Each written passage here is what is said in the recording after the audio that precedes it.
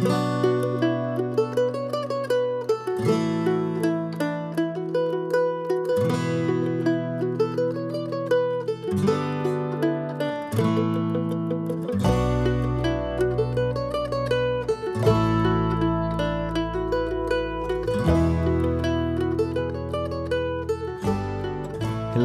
Hi, everybody. Oh, here you go. How are you doing? The fuck are you doing? How are you doing? Have you been to the chopper lately? You should get to the chopper.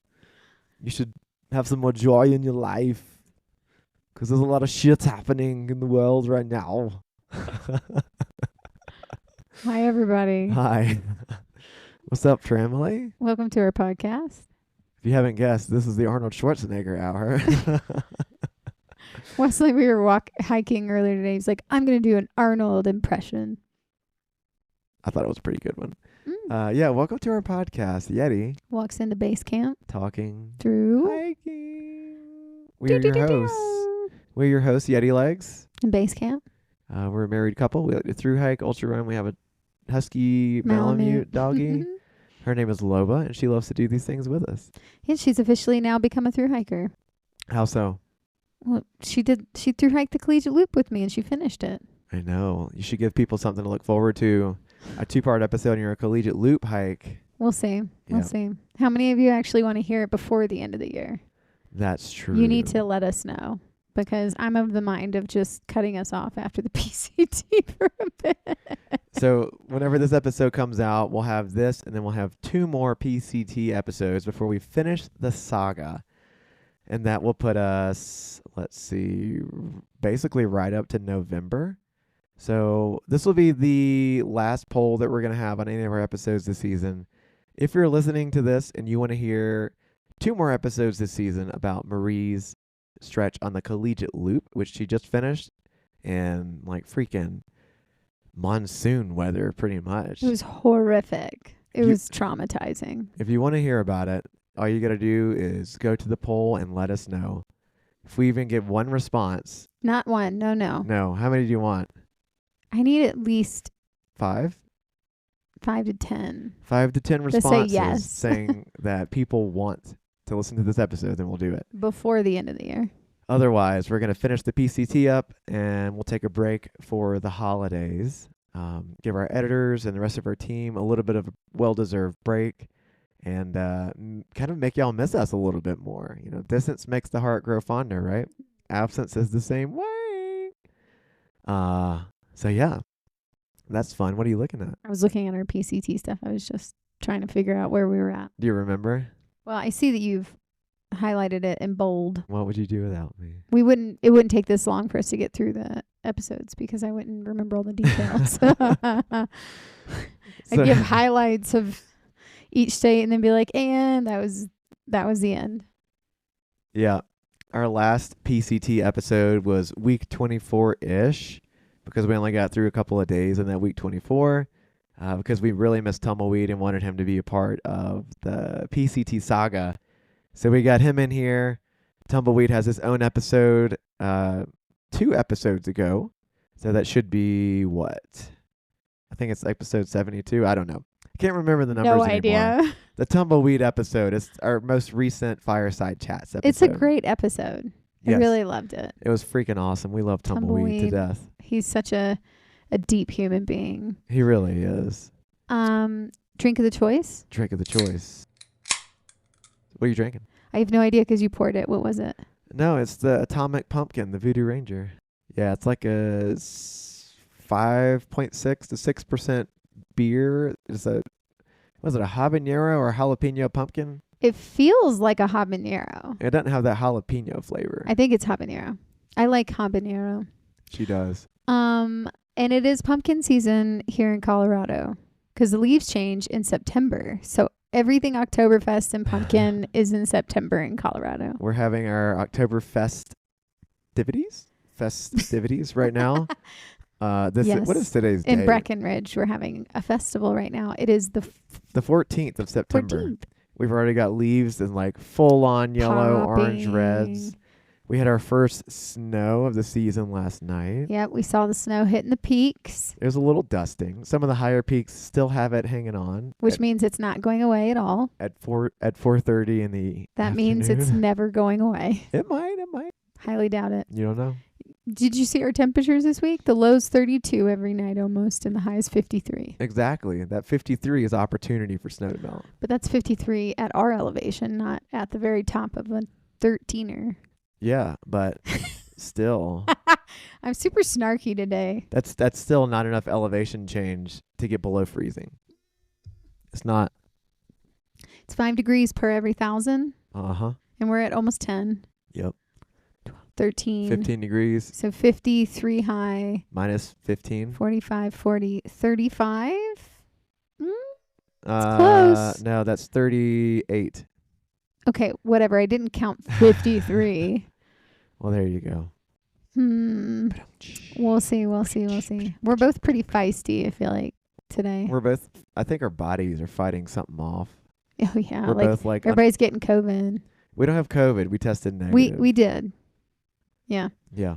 Today is going to be the second half of PCT week 24. And if you might have no idea what we're talking about, but if you've been following along, we did only 4 days of that first week, or that week. 3 days. We did 3 days. Because we were so sad about Tumbleweed not being there. Uh-huh. And so we just stopped talking So about it. So we have 4 days left to wrap up week 24. Yes. And then to complete our PCT saga, we have 2 week weeks. 25. And then we have 6 days into week 26. And that's it. I'm still convinced that last episode, we're going to split into 2. Really? Yes. Because that last day was such a shit show. Uh-huh. Of like beautiful highs and lows on that last day. And then we'll probably talk about how we hiked out the second day that we finished. So I think it's going to take us longer. You want to record more episodes? I love all of you, but not really. I'm ready to take a break. Ready to take a break? Yeah. You don't want to keep talking to our devoted fans? I mean, yeah, Our awesome fan base? but I also need a break. I hear. Everybody needs a little bit of a break. And we don't Yeah. really do seasons here on this podcast. We've never done a season. We've never, yeah. I looked at Wesley and I was like, I'm burning out. Yeah. I think I need a break. But hey, we're almost at episode 75. That's pretty solid. And then we'll be at a century next year. A century. A century. A century. I'm just burning out of everything right now. I can feel it. Everything. Can you? Work, life, not you, but just all those. Why do you think My that is? brain hurts. I think 'cause I think film takes it out of me. Like there's just so much energy that you have to put in for film. Yeah. It's a lot. And it's been a busy year. Thankfully. I'm very thankful. It's been a very busy year. But my body and my brain's starting to say, okay, we need to take a break. Yeah. What are you drinking? Oh. I am drinking something. I'm drinking an Oktoberfest, spelled with a K, not a C. October. From Odell Brewing Co. It's a Marzen lager. It's actually pronounced Märzen lager, if you want to get super fancy. But yeah, that's what I'm drinking. Nice and festive. The can actually has a cute little cabin, some mountains, and orange yellowing grass, and changing aspen on it. Ooh. Isn't that cool? Oh, that's right, because Odell's is a Colorado brewery, It is. right? It is. Oh, I love that. Yeah. Speaking of changing aspen, we've been seeing a lot of change around here. Not only the seasonal coloration, but before these last 2.5 weeks of monsoonal weather, we were experiencing a huge drought. So And massive fires. so It's wild. our aspens and our cottonwoods, They're they ready were- to go. they were turning yellow for a day and then brown. Poor things. I know. Even some of our conifers are starting to get a bunch of dead and red leaves, or Yeah. not leaves, or needles. Dead and Yellow, red needles. red needles, yellow needles, orange needles. Orange and reddish. Some yellows too. I guess you could call it yellow. Yeah, it was pretty devastating, but I feel like we're getting so much rain that I almost think the aspen colors, the yellows, are going back to their normal color. As weird as that sounds. Can they do that? No. Once they've started to senesce, that process of color change and leaf die off. It's called senescence. Once they've started, okay. they're in the process. They don't revert. So they can't just heal with water. Well, I mean, Like the color can't heal. no. The pigment can't change. No, but the aspen that had not started to do that color change yet, they probably are a little bit healthier and a little bit less reluctant to change now. They're like, no. We're going to have probably a weird fall because watch half of them be done and the other half is just holding on because they got water. We might have a pretty interesting stagger. We might have a longer leaf season. That's great. Yeah, it'll be cool to see what happens. No one hates that. No. Yeah. Okay, well, I guess we should just get into it. You just want to get into it? You just want to dive deep? Dive deep because we got to go to bed early tonight. Oh, yeah. We both got to get up at like 3:30 in the morning. 3:30. Yeah. To leave. Both of us. It's going to be painful. It's going to be so painful. Y'all pray for us. And in the words of a sign in front of your mom's property, pray for our nation. No, but really. But really. Oh, my God. Yep. We really need some just to Hail give you Marys. an idea of why we seem destitute. September 14th is the date that we're recording this. So just think about what's been happening recently. Yeah. Crazy stuff. Yeah. But what was even crazier is our finish of the PCT, which we need to get to. Good transition, babe. Thank you. Okay, well, we did leave off, just to remind you guys, David, the sweet man who dropped us off in his old SUV from the 90s, dropped us off at White's Pass. And we started back on our journey with a brand new tent, this beautiful Big Agnes bike pack tent. Now, I understand and I remember this. We did 21 miles that day. And I remember Chinook Pass trailhead. Okay, my question is wasn't it a busy trailhead where people could access it? It was definitely busy. It had pit toilets. Yes. And you went and took a poop. Yes. Yeah. Yes, and yes. And it was 6 or 7 miles from where we ended up camping. Chinook Pass? Yeah. Maybe not even that, because we hiked from Maybe there to 4? Sheep Lake. Yeah. It wasn't very far. No, and to let you know, we're in the state of Washington, by the way. If you're just now picking up on these episodes, we're on the PCT in the state of Washington at White to Chinook Pass area. And Chinook Pass, I just remember there being a lot of people there. Yeah. A lot of people. A lot of people, because there's a lot of really good day hikes around there. You're in the Cascades. Yes. It's a really good hub to kind of quickly hop on a trail and get some pretty nice bang for your buck trails. Yeah, and we had seen on far out, there was a beautiful lake that was pretty close to there, and we could have kept going. I think we had plenty of daylight, but we wanted to enjoy being at a lake, as what I remember. Yeah, we did. And we did. And we did enjoy ourselves. It was hard to find a campsite, though. It was, but we found one. Yeah, we had to hike up a little bit. It was kind of tucked away from the rest of the folks. Which was amazing. That's what you want anyways, right? Yeah, and it was a cute little, it was a flat spot when we found it. Remember, it was there was a down tree that was kind of hiding that spot. Uh-huh. Yeah, I remember that, and then I recall once we'd finally gotten camp set up, and I don't know if we'd eaten dinner yet or not, we went down to the water, and there was this family down there. It was like a mom and her 2 sons, and they had a paddleboard. And they were like, blah, blah, blah, you hiking the PCT? And we're like, yeah. So we let them know what we were doing. They're like, well, we've been out paddleboarding today, and I think we're done for the day if you'd like to use them. Yes. But they only had one. Yeah. And neither one of us, I had never been paddleboarding before. I don't know about you. I hadn't either, no. So we took it out on the lake one at a time on Sheep Lake. He let me go first. That water was freezing. I definitely did not stand on it because I didn't want to fall in the water. That would have happened. I sat on it like Pocahontas. Did you?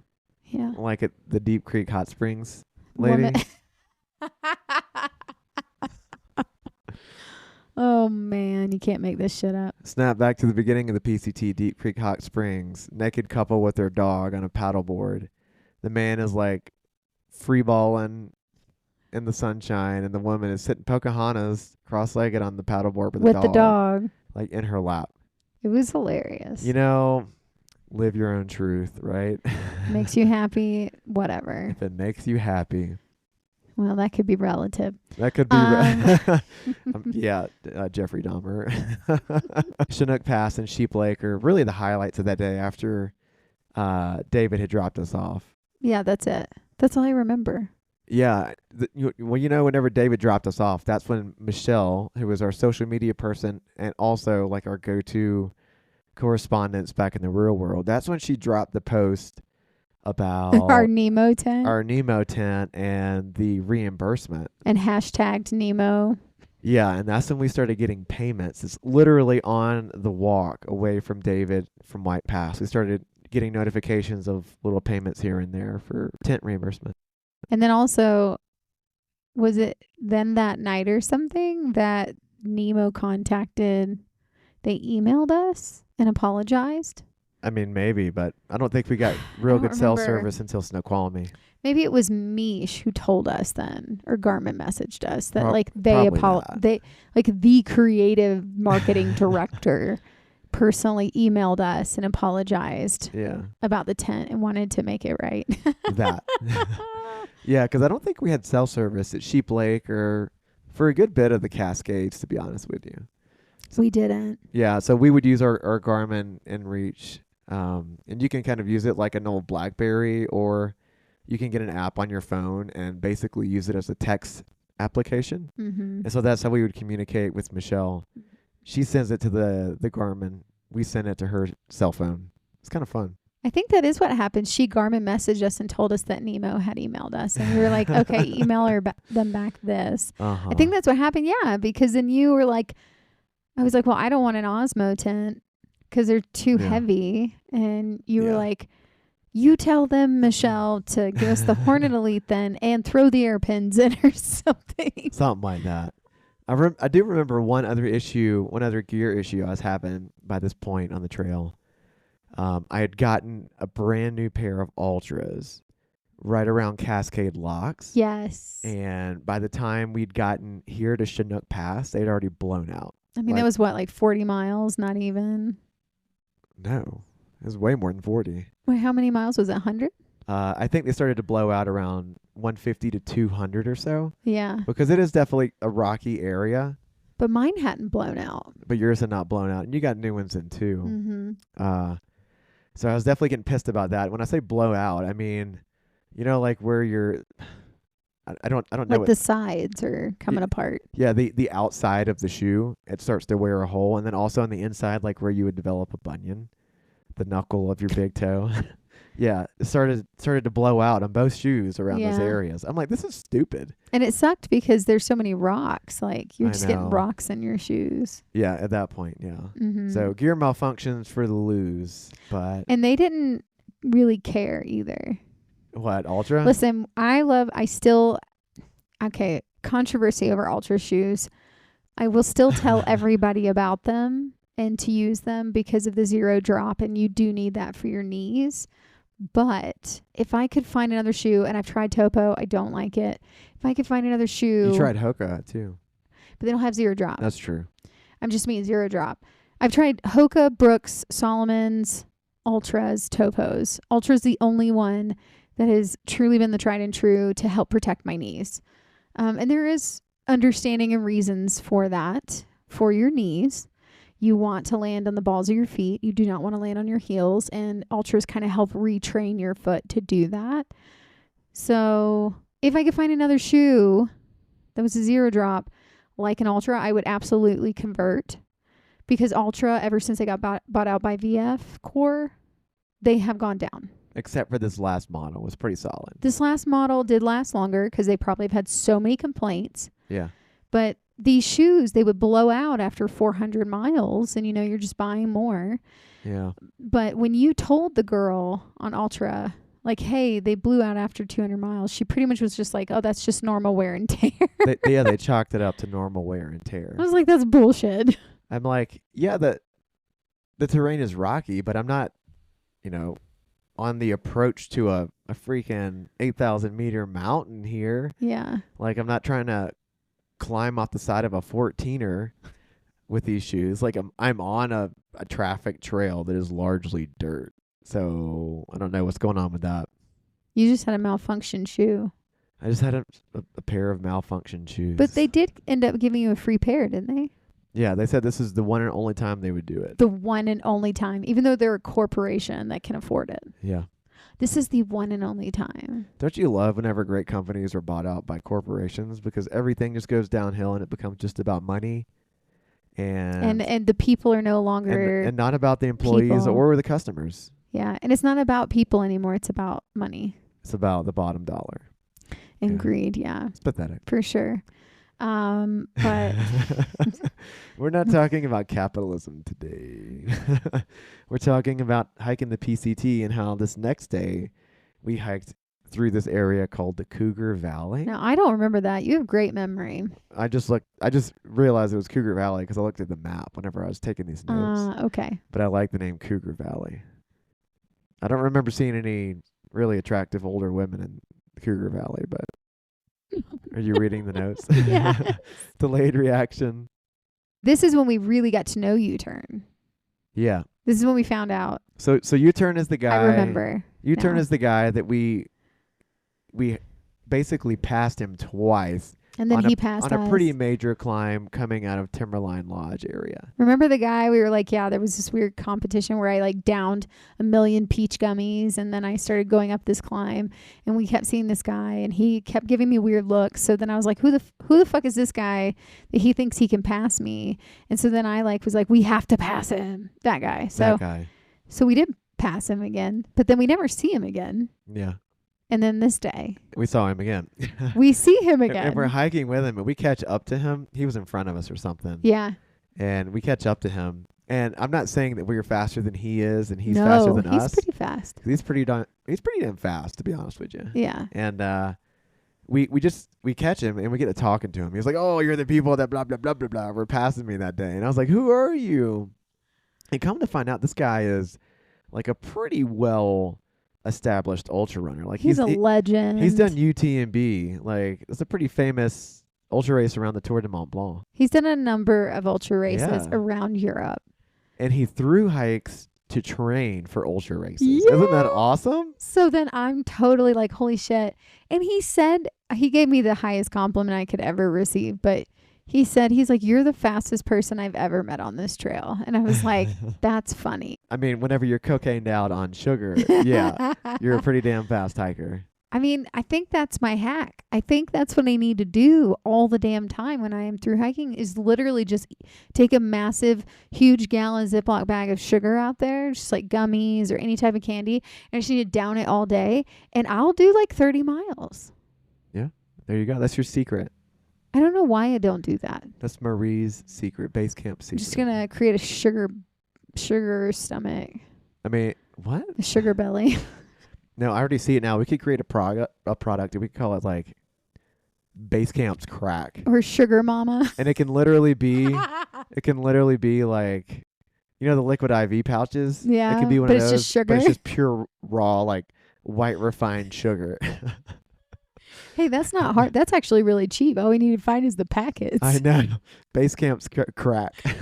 Just Take 5 of these and you'll pass anyone. but put flavoring to it, and that's it. Yeah. Like, you need some shug, get that. Basecamp's crack. Pinot Noir flavor. Cabernet, Shiraz. No, I wouldn't do wine Rosé. flavor. No. You could do like strawberry, mango, No, we could do leather, cigar. icy ew. What? When I think of sugar, I don't want leather. I don't want leather. You want leather sugar? You just lick it off a leather belt. Oh, you could call one of them Wesley Sweetness. Or Yeti's dandruff. God. Ew. Ew. I don't know if marketing wise that would be very appealing. Yeti's dandruff. Breckenridge. Barfing. I don't even know. Grand Junction gunpowder. Oh, I like my that God. one. I like that one too, actually. But U-Turn, though, come to find out, we actually bond really fast with him this day. We hike half the day with him. Yeah. And we're like, wow, this guy's so cool. we really liked him. Yeah. I was like, oh, wow. I never had someone that I so judged wrongly that I eventually came around and was like, That I so judged really- wrongly. That I judged so wrong. yes. Dyslexic moment. I'm not just, no. Okay. Whatever. Love you. I love you. But yes, I judged him wrongly.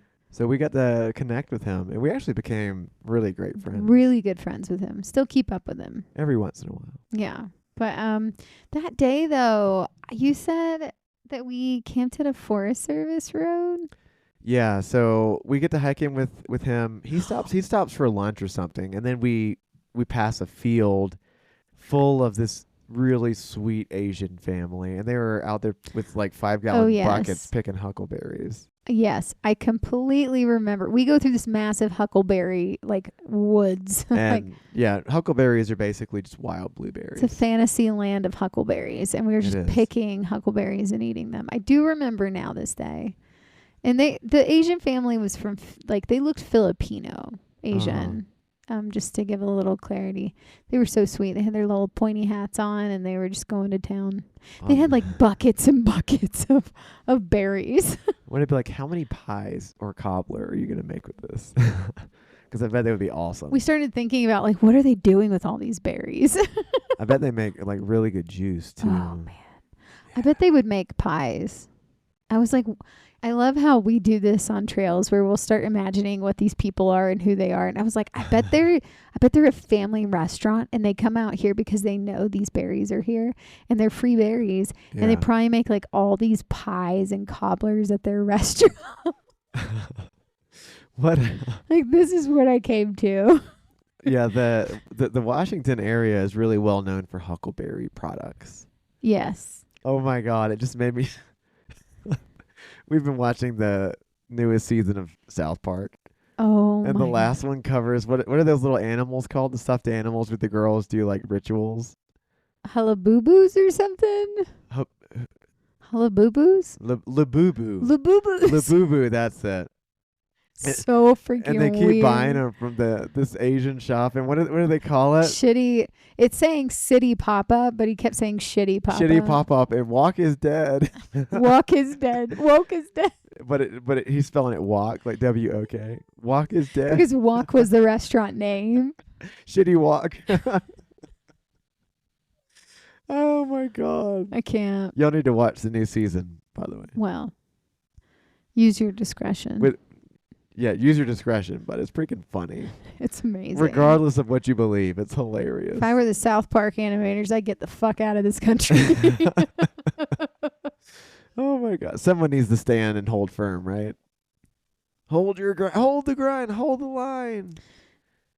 The 300.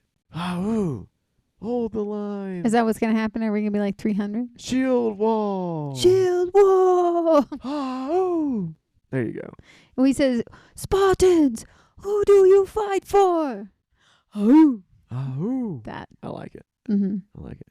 That's who we fight for. How? We fight for how.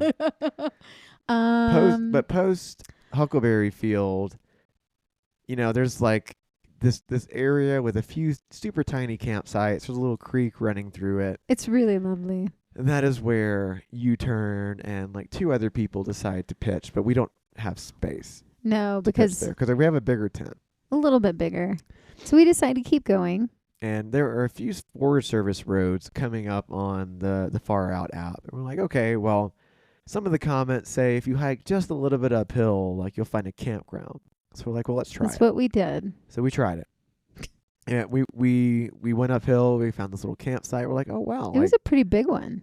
Yeah, it's easily accessible by car. And you can definitely tell that locals will go here and camp out. But there was no one here that night. Yeah, and you could fit like 4 tents. Yeah. Like here. It was a fairly big area. And the area was not uninhabited, though. There was a turtle. There's a turtle in this campsite. So as we're walking up to it, I swear to God, you guys, there was this turtle just kind of there hanging out in the campsite. And so I go up to it and I'm like, oh, hey, Mr. Turtle, how are you doing tonight? I hope you're doing well. And then as I'm talking to it and as I get closer, I realize it's a rock. It's a rock. And I was talking to it for a while. And when you get up close, you're like, it doesn't even actually look like a turtle. It's just a rock. But Wesley, like halfway through me talking to it, was like, didn't you realize it was a rock? You were like, yeah, when you first started talking, I was like, oh, there's a turtle here. That's a good sign. And then I looked at what you were looking at, and I was like, that's a fucking rock. But I just remember I got pretty close to it, and I'm like talking to it. Like I'm like as close as you are to, like you and me are right now, which is like what is this, 5 feet? 5 to 6 feet, yeah. And I'm about 5 feet away from it as I'm talking to it. I'm literally like, I hope you've had a good day, Mr. Turtle. And it was not a turtle, it was a rock. Did you at what point did you notice that it was just a rock? I think it was about 2 feet. and did you continue to talk to it, or did you stop? Like no, I said mid-sentence. I said, oh, this is a rock. Okay, I'm gonna stop.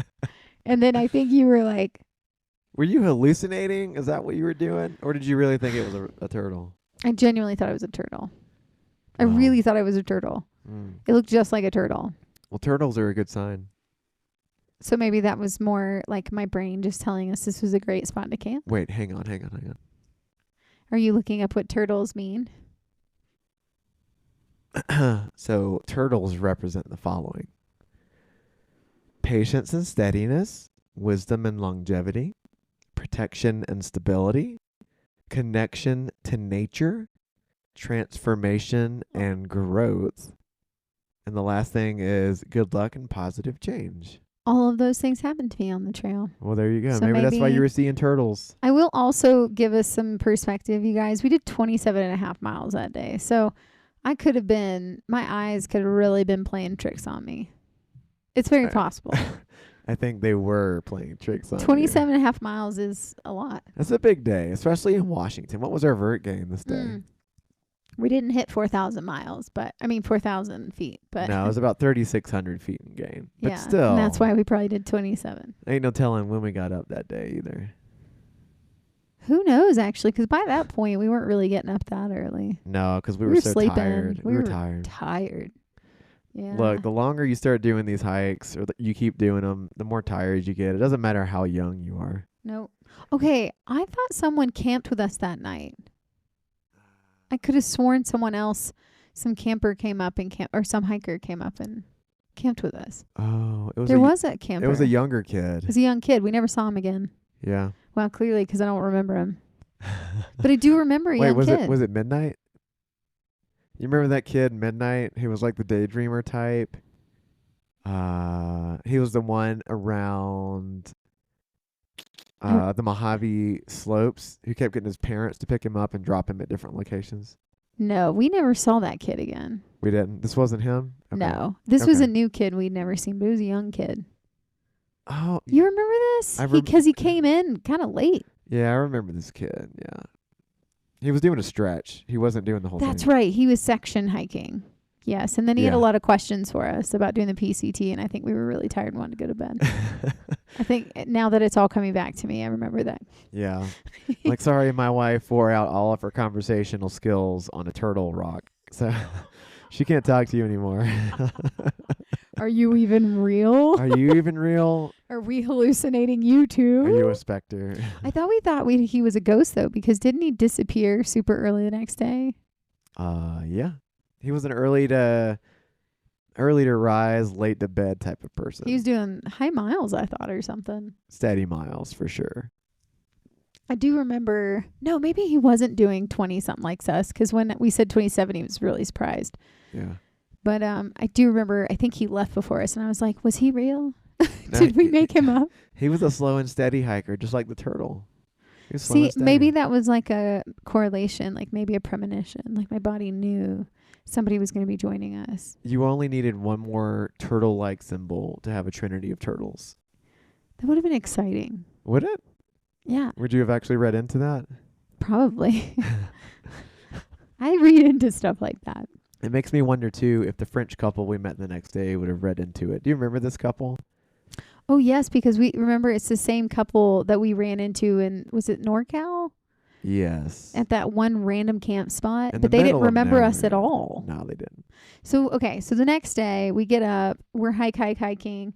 And it was I remember like we were hiking some it was alpine terrain, wasn't it? In the Cascades.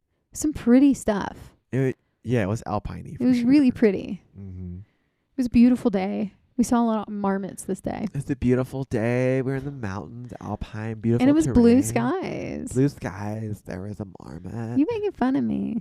Fun fact, Washington's marmots are called hoary marmots. So I guess they just whore around a lot. They procreate a lot. We have here in Colorado the yellow-bellied marmots, Marmota flaviventris. Whoa. And they're smaller. And they sound different. And they are smaller, and they are typically less social with humans, but they can be. Yeah, they can be. Yeah. The Washington marmots, though, are not scared of people. I think they're a bit more friendly and... They just hang out on rocks. Yeah. Yep. The ones here just run from you. Typically. Well, when you have a husky that looks like a wolf. Yeah. I mean, if I were a marmot, I'd be running. Our wildlife viewing has dropped precipitously since being a dog owner. Yeah, Lova's kind of changed our world in that. I know. I look forward to the times when we go without her because I see wildlife. Oh, you know what's wild, though? Wild is on the Collegiate Loop the last night that we were out there. Wesley was with us, had joined us. And Loba, see, when she's a through hiking dog and she's been going long miles every day for consistent days, a deer came up really close to the campsite. She didn't even bat an eye. Isn't that crazy? I was like, who is this dog? Yes. She doesn't do that. Nope. She typically will chase them hard. Yep. She saw Wesley literally was like, what's happened? Because he hadn't seen this transformation yet. I had seen it. She was lazy dog. She's like, not worth my time. Yeah. Not worth my energy. Mm-hmm. Sweet girl. She was so good. Mm-hmm. And she was so good yesterday when I was. worked at the brewery and she was there with me. It's because I hiked her 7 miles beforehand. She just laid back there, just chilled. That's what should happen with her. Yeah. I'm like, if she didn't, I'd be pissed. I worked hard for that. I mean, honestly. I didn't even reap the rewards. Yeah, you've mentioned since yesterday at least 7 times that you hiked 7 miles. And then we hiked 12 miles the other day, too. Good for you. You're a hiking badass. Well, it's because it's not for me, it's for her. Yeah. She drives me crazy. She's like psychotic right now. I think I've created a monster with this through hiking thing. You have. She's so used to doing 20-mile days. She bounced back 2 days after we were done. She sure did. And she started barking at me all day. That's amazing. I was like, oh my God, why can't you just chill? I just realized we haven't done a Cotton World update in a while. It's okay. We can. We'll do it after we get through with the PCT days. Sure. Yeah, let's do that. Because we have some updates. I guess we do. A We'll few. see. We don't really know. A few. I don't know. It might all change. It might all change. Who knows? I don't remember much about this day other than I remember there were a lot of alpine, beautiful marmots, and then the French couple we leapfrogged with, like a lot, and then we finally I don't remember their names now, but I do remember we all connected, and they were really nice. Yeah, we had set ourselves up to be. It was anywhere from like 10 to 13 miles away from Snoqualmie. 16. Huh? It's 16. It's not 16 because we hiked out of Snoqualmie about 3 or 4 miles. Oh, I'm sorry. Okay, fine. You should be. So You should be. more like 11. Think about who created the spreadsheet. So we had set ourselves up to have anywhere from 10 to 13 miles to get into Snoqualmie. So we did 27.2 miles this day. And this climbing was almost 5,000 feet. Yeah, so this day with the French couple, we did the 27.2 and almost 5,000 feet of vertical gain, which is still, that's a respectable day, even having been on this trail for 24 months. Yeah. I would say that's a good day. So that was a really good day. But I don't remember this stir-up. Did we camp with the couple? No, I don't think we camped with the couple. But whenever I'm looking at the map on my Garmin recordings, I use a Garmin watch to record. Whenever I look at those maps, if the day doesn't have a whole lot of notable stuff to talk about, I'll just put like geographic locations. Yeah, so Stirrup Creek is where we camped. Don't remember. Don't remember it either, but I do remember Mirror Lake, which is one of the first things that we hiked by the next morning. So this is the last day of week 24. We're planning to get into the town of Snoqualmie. We had sent ourselves a resupply box there to one of the gas stations. We didn't really know if we were going to hang out in town or get a hotel or what.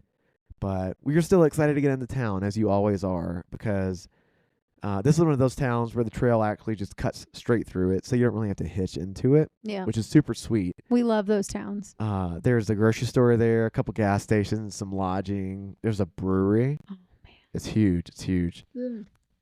So we wanted to get into town relatively early and be able to enjoy it. So that we could enjoy it. Hence the 10 to 13 miles into town. And we weren't going to get a hotel until we got there, was our plan. Yeah. We were going to do just an in and out, like leave the next day kind of thing, resupply, but at least like get some really good food in our bodies, get a hotel, get a shower. Yeah. And then head out the next day was our plan. Yeah. Whatever that looked like. I do recall we had gotten a little bit of rain that night. And when the tent was wet, wasn't it? Yeah, the tent was definitely wet. And when we packed up and started hiking the next morning, we're in the clouds, we're in the mist, but you can tell that the sun is like just behind them and it's starting to warm up a little bit. And so you can see the water vapor coming up from the soil, from the waters of like the water bodies, and it creates like a really cool, like mysterious vibe around the forest of Washington, because we're in evergreen forest at this point. And the Washington State Forests is like thick and yes, deep they are, and mysterious. Like I swear, it feels like sounds like a Christian romance almost novel. creepy. Thick, deep, and mysterious. No, that sounds like not a Christian novel. The antithesis of a Christian novel. Okay, how about deep and mysterious? Dark and mysterious. Thick, deep, and mysterious. Sorry, I can't stop. It's funny. There was a spot, Mirror Lake. When we got to it, it was a few miles after we had broke camp. You could tell that there were locals camped all around it. And the campsites are like really epic around the lake. And we're like, dude, man, Washington people. They camp out. They camp hard, but they camp good. They camp good. Like they had like base camps set up. I mean, they were like, I think Washington State people, they really appreciate nature and they genuinely actually like hiking out to these places. Yeah. You can tell. Yeah. Because I do remember this with Mirror Lake, but Mirror Lake, didn't you have to hike to it though from a trail? Yeah. But these people had like hiked like 10 out miles. But these people had hiked out like base camp stuff. Like they're like hiking probably 50 pounds of just gear out there to be out there for probably 2 or 3 days. Well, there may have been some like little trailhead that we didn't know about that wasn't That's on true. far out. But yeah. But either way, they had to walk at least, several hundred feet from what we could see. It was a beautiful spot. Yeah. They love their epic, iconic, beautiful spots there, I can say. Yeah. One of the notes I put is lots of morning fog.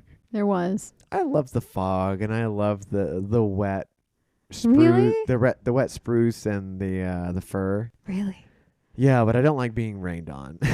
I know. Isn't that weird? Now I understand where you're coming from. Yeah. With cold, wet rain. I think, I never understood. Yeah, I think the wet conifers and the fog, that's like my constant personality. It's like, hello, darkness, my old friend. Yeah. Hello, fog, my old friend. But also the rain brings new life, which is also really great. So. Do you think that's why you like it? Maybe. I don't know. It's my vibe, It's your vibe. It's my vibe. It's your vibe. Yeah. What's your vibe? I think my vibe is sunny alpine. Sunny alpine. I can see that. Yeah. I feel... Wait, like partly cloudy sunny or just like full on sunny bluebird sky? Ooh, that's a good question, because I would have said partly cloudy before the Collegiate Loop, because I feel like partly cloudy can turn into a big storm at any moment. So probably blue sky alpine, because it's just you're guaranteed. Yes. You know what you're getting. For at least 10 minutes. Yeah. But I think cloud inversion is something I learned on the Collegiate Loop. I feel claustrophobic. Really? Yeah. Like, I do appreciate the views, but I like how, like, cozy it feels. I don't feel cozy. I feel like I'm in a straitjacket. Really? Like I want to hike out of it. It's probably why I was going 3.7 miles an hour when it happened. A straitjacket? Yeah. I feel like I'm like constricted. You need to see a Do I need to see my second? In alpine territory, I feel like I can see what's happening. I can see the world. I can see the trail like 2, 3, 4 miles away. Yeah. So I know what's coming. I also really love the pictures that cloud and fog provide. Like, Yeah, they're I know really you sweet. do. Yeah, they're good. It's good stuff. You It's good like stuff. the mystery. I do. Yeah. I think one of my favorite hikes in California was whenever we got up like super early in the wind farm area. And In the we had, Mojave area? yeah, and we had a cloud inversion that morning. It was foggy Yeah, everywhere. I remember it, yeah. Yeah, and we were just doing a big climb, but we couldn't We see had no idea. 100 feet in front of us, so you couldn't really see the climb. So it's like, you're just doing it. That shit stresses me out. Really? Yeah. Because I don't know what's coming. I can't prepare. I'm like, bring it on, baby. Speaking of water vapor, fog, inverted clouds, precipitation in general, on the PCT and on basically every weekend or through hike that we have ever done in our entire lives, we've taken a Sawyer squeeze filter with us. We are proud to be sponsored by Sawyer products. We are proud to take their products on all the trails that we do with us. We are dedicated to the Sawyer Squeeze water filter. You know, it saved us time and time again. Regardless of how nasty the water is, that doggone filter has made the water look decent and palatable, and sometimes, most times, even crystal clear and actually quite drinkable, even if it's coming from a nasty cow pond full of green algae and who knows what else below that water's surface. So, if you're listening to this episode and you've gotten this far in the episode, thanks for listening. But also, now is your opportunity to win a Sawyer care package of your own. We have given several of these care packages out to devoted listeners, so thanks to all those who've already won. But based just on what we've seen folks post from the care packages they've received, they've gotten Sawyer squeezes, they've gotten bug repellent. Sawyer also does things such as permethrin and mosquito repellent lotion or tick repellent lotion as well. So you got the lotion to apply to yourself, but you also have a spray that you can apply to your gear. They also do other types of water filtration. They do t-shirts, hats, other types of swag. And it's all around just really sweet to support a company that tries to get, pure, clean drinking water to less fortunate communities on a global scale. So thank you, Sawyer, for sponsoring this podcast and for this episode. For all those who are listening, if you shoot us an email to yetiwalksintobasecamp@gmail.com with the most stank-ass water situation that you have ever experienced, and when you wish that you had had a really solid water filter that you could depend on, just shoot us a little blurb, a little story, whatever. We would love to share it in our upcoming podcast episodes. Shoot us that. If you're the first one to email us at yetiwalksintobasecamp@gmail.com, you'll get yourself a free Sawyer care package. So thanks for listening, and may the best and the first respondent win. This is where Wesley and I, as you can see, balance each other out. Oh, yeah. Well, this is very indicative of our personality. It is. I just go with the flow, and you like to have everything planned out. Yeah, and then when shit hits the fan and everything falls apart, Wesley's there to say, "Babe, it's gonna be fine. Just take a deep breath." Yeah. And then there are times where you're like, "Just do it," and I'm like, "No, we need to go." And you know what? It's a good thing we did, because then we might get caught by a fire or a storm. Yeah. But also, my personality likes to be in the trees, the forest. My personality likes to be an alpine in the open range. I like to open. I don't like to be closed in. It's risky. What's risky? Being up in the alpine area.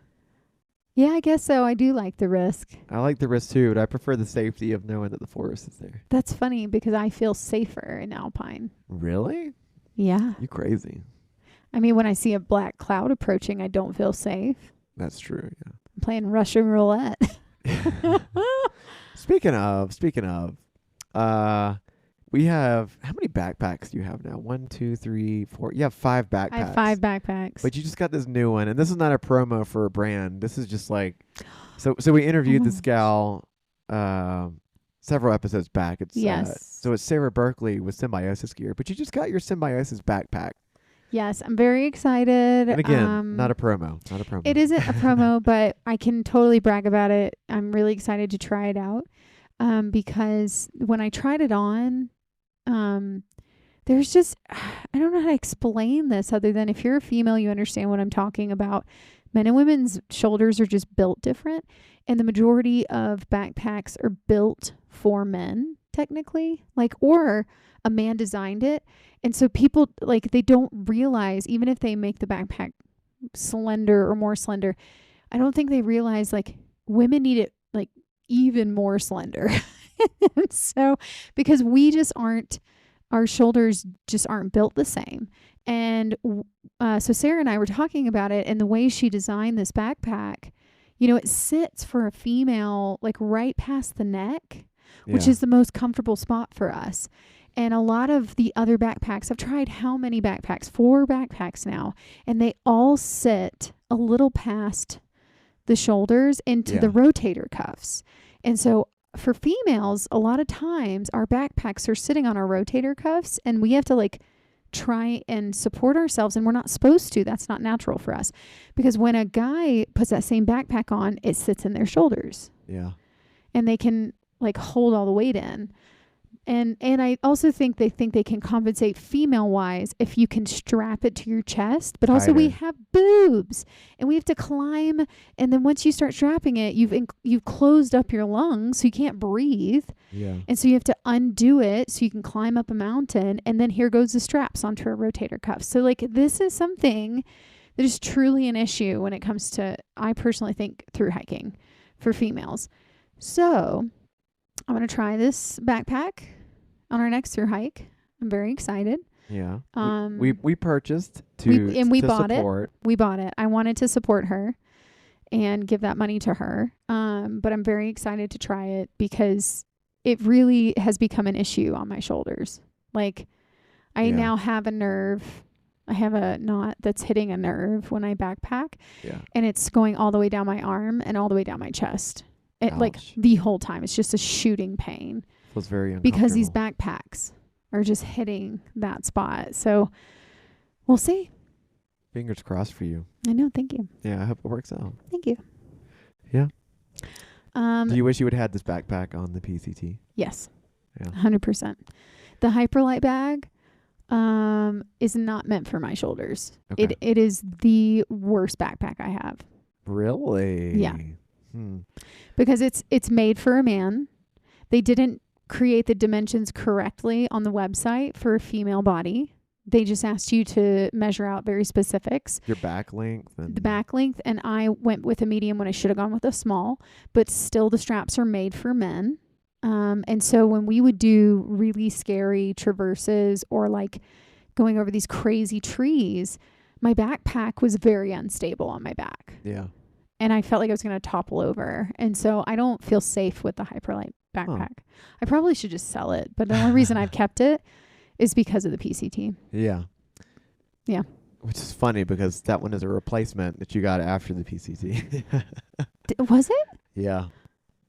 Whenever we were going to backpack. Really? Yeah, whenever we were going to backpack Mexico, remember it was all ripped up. Oh, yeah. Yeah, they sent both of us a new one. They did. I got to give them that. That's very kind of them, but Yeah. I still cannot. I can't wear it. It hurts my shoulders. I can't. I think of all the backpacks that I have, the Hyperlight may be the least comfortable. However, that is the one I take with me the most often because it's water resistant, it's the most durable, and I have the most trust in it. Which is not to say I don't trust my Granite gear, which I also love. It's a great backpack. But the Hyperlight can just fit more stuff in it. I mean, I know, and it's what we took on the PCT. We know how it functions, but it can fit your shoulders better. Yeah, definitely. And mine, it does not at all. It's painful. Yeah. And so I don't want to wear it. You were born the wrong sex. Yeah, how dare. Or maybe you were born the right sex in the wrong world. I think that. The right sex in the wrong world. What if women controlled the world? You know, women, though, it would never be the way it was if women controlled the world. Well, I love strong, powerful women, so I'd be in heaven. What does that even mean? If I didn't know you and I had grown up in a world full of strong, powerful women. Yeah. You'd just be jerking off every day. No. I would be on all the dating apps. And jerking off every day. No. There'd be no There'd be no need. There'd be no need to jerk off. I'm a smooth talker. Oh, because all those women. Okay, we're going to stop this conversation. We're getting too far. So one of the Cotton World updates that we mentioned in this episode is I don't know, I think it's is that we're going to be doing the Colorado Trail later this year. We'll be doing it in the late fall, early winter months of late September, basically all of October. And we will absolutely be taking our Leve mid layers with us. When we say that, we mean our mid layers for our tops, not pants. But we'll also be taking some prototype pants that Leve has been working on. So Leve Outdoors produces really, really lightweight mid layers and other types of paraphernalia as well. But these mid layers come in different weights. You can get a 60, a 90, or even a 120. The higher the number, the warmer the layer, but of course a little bit heavier. But we're talking a matter of a few ounces, not pounds here. These layers are, think Polar Tech, but a little bit thinner, but super lightweight and warm, and definitely something that you're going to want to add to your backpacking loadout in the future. The 60 would definitely be applicable for those cooler nights in the summer. The 120 is what you're going to want to take out there with you in the winter months.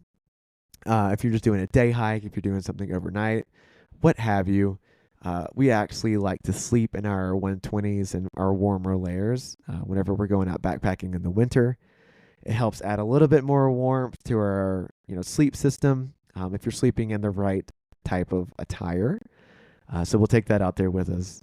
Just be careful with it. It is a little delicate. Thank you, Cameron, for patching up our Leve layers. We really appreciate the support that you've offered to us and to our podcast. So thanks for sponsoring this episode and this podcast. If you're listening right now, winter is right around the corner. You're already going to be in fall whenever you hear this episode. So send us an email to yetilegsandbasecamp@gmail.com. You'll get a free Leve beanie if you're the first person to email us with, you could really range on a whole gamut of stories, but we just want to know when you were cold as shit. When were you cold as shit, and when do you wish that you would have had a beanie with you and you actually didn't? Because it's stories like this, it's the individual's experience. It's the listener's story that we like to hear and what we like to share, not only with the brands who are sponsoring us, because we do share it with the brands, but we like to share it back with our listeners whenever we get these types of anecdotes. So shoot us an email. First person to email that information gets the free Leve beanie. And if you do win, we'll reach out to you about what size and what color you want. So look forward to that. Also, I was going to say, too, with Leve, I actually feel like these layers are cute. Like, when you're out on like a date night, they're hiker cute. Like, you could wear them in the cotton world, too. I think they're just really cute. They're cute. And you should know that Leve paraphernalia, or at least these layers that we've been talking about, the 60, 90, 120, they are made out of a type of polyester, so they're not cotton, so you don't have to worry about them shrinking on you in the dryer. Boom. Boom. Mic drop. Whoa, that was crazy.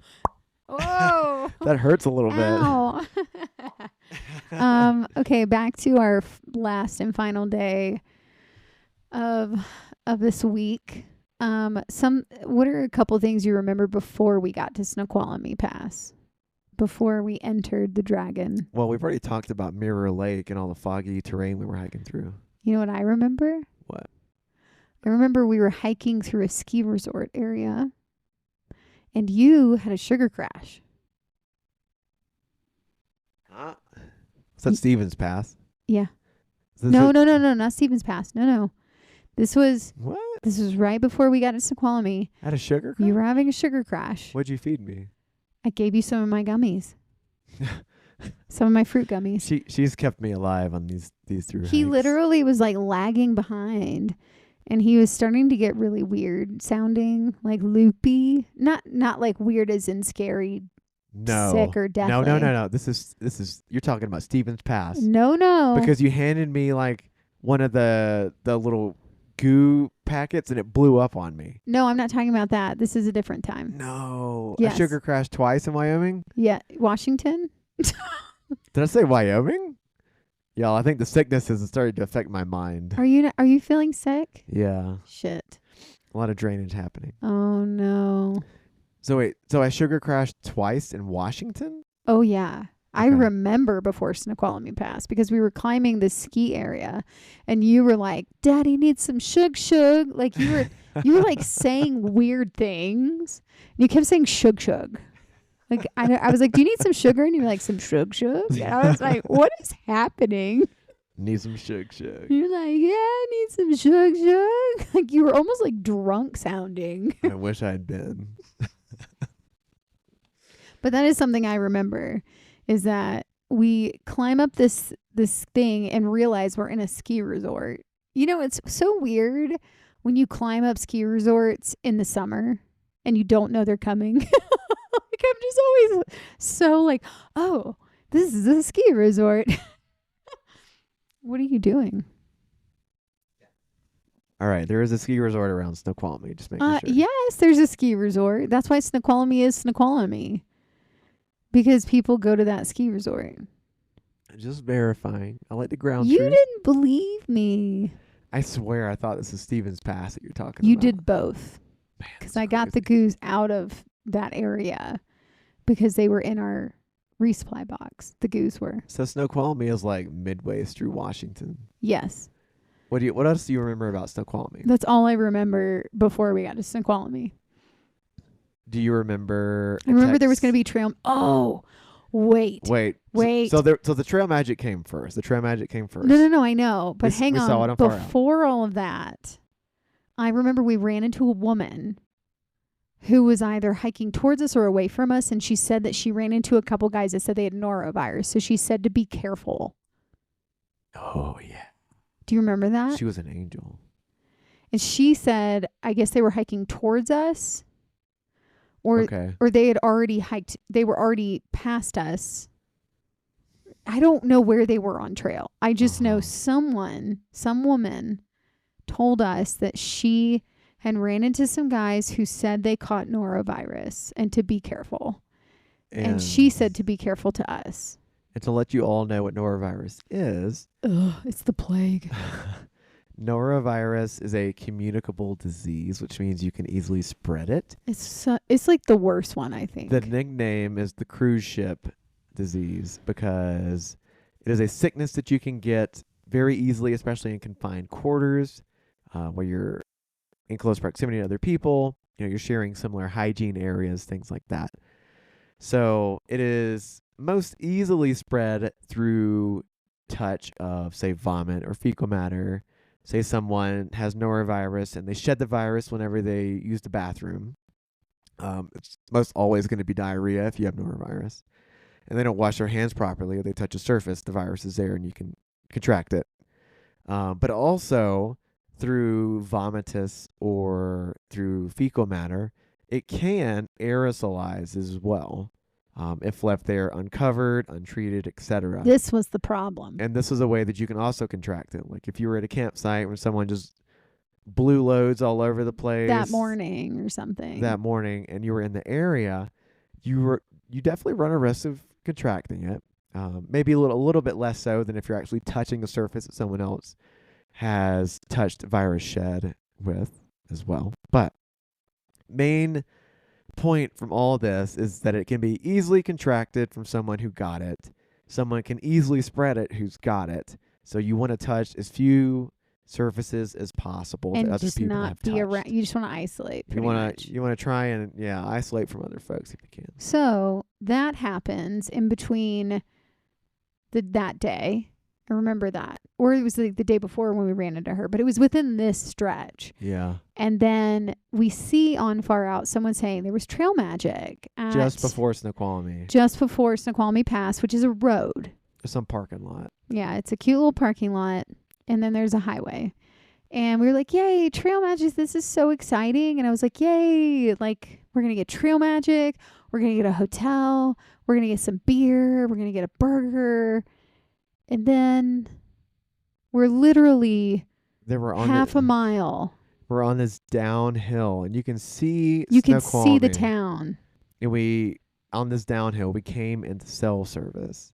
Yeah, we hadn't had cell service. Yeah, so we turned our phones on, and the first message that I got was a text message from Tumbleweed, the same guy that we interviewed 2 episodes ago. And it said, in all caps, warning, warning, everyone is sick as fuck in Snoqualmie. And he says, so Wesley reads it out loud to me as we're hiking. Yes. I was like, what does he mean by that? So then you texted him back. And he said, they think it's norovirus. And Wesley goes, oh, fuck. Yeah. So we're literally entering a breeding ground. So norovirus is a gastrointestinal bug. So when you've got it, you vomit and you diarrhea. You're releasing from both ends, and that's how the virus is already replicated in your system, and that's how it gets out to try and infect other hosts. It's horrible. It's terrible. It's, I think, the worst sickness. I hate that one. Yeah, and you definitely run a risk of dehydration if you're in an area without much water. Yeah, it can get really risky if you're through hiking, I think, if you're not in a town. Yeah, and you can't keep calories down, so you can't really hike big days. Right.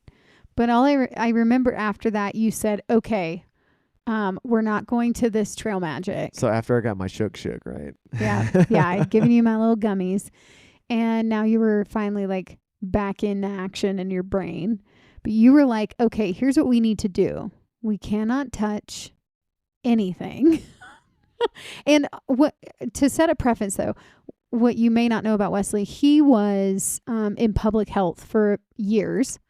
And he also, so he understood diseases in this way. And he also managed the COVID task force for Summit County. So, he has an understanding of diseases that a lot of people don't have. Thank God, because we probably just would have gone to the trail magic and hung out if we hadn't known that this is how norovirus is contracted. But Wesley instantly goes, don't touch anything.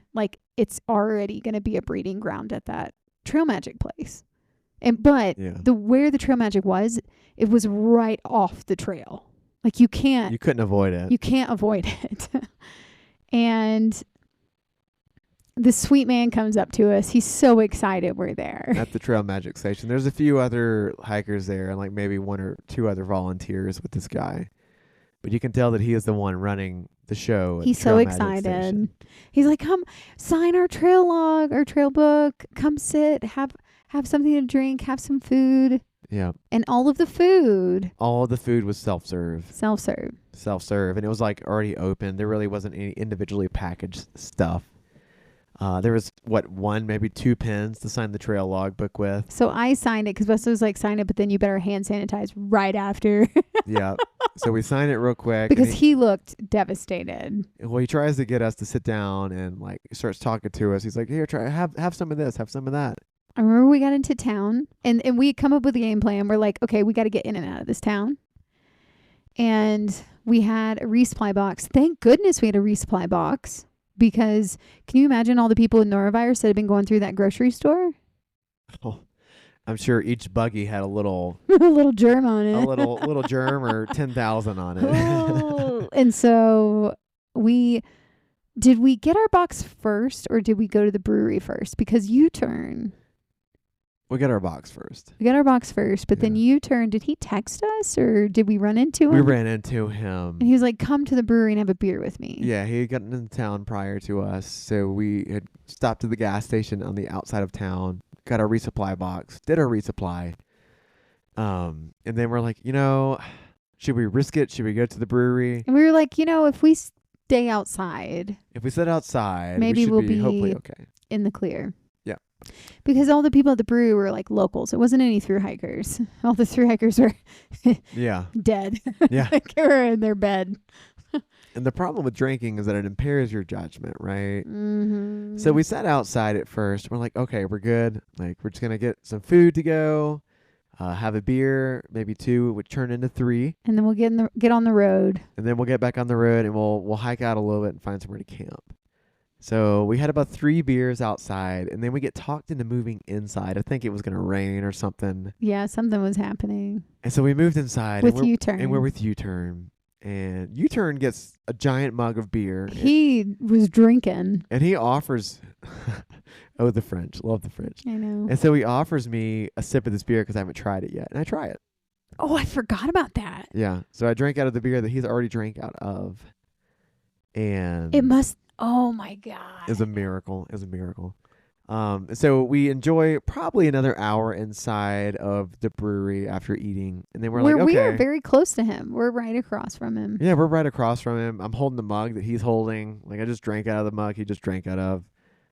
But we're like, it's time to leave town. We don't want to loiter because that's more increased exposure. Yeah. And we don't want to get norovirus. Yeah. And there was a cute little hotel right there. And we thought about it, but I was like, man, if we get into that hotel, what if there's people that are super sick in there and they've touched things and then we actually get it? And now we're like days out. Oh, and there's another hotel in town that the through hikers had shut down. It was a hostel. They'd shut it down. So there was a hostel. Yeah. That through hikers were going to, and it was literally getting, so anybody that would come in would get sick. So they shut the whole hostel down just to clean it back out. Yes. I felt so bad for that hostel. I know. So bad.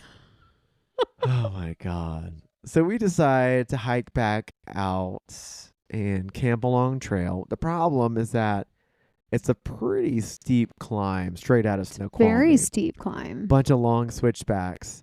We were fortunate in that, I don't know, 3-4 miles of climbing outside of Snoqualmie.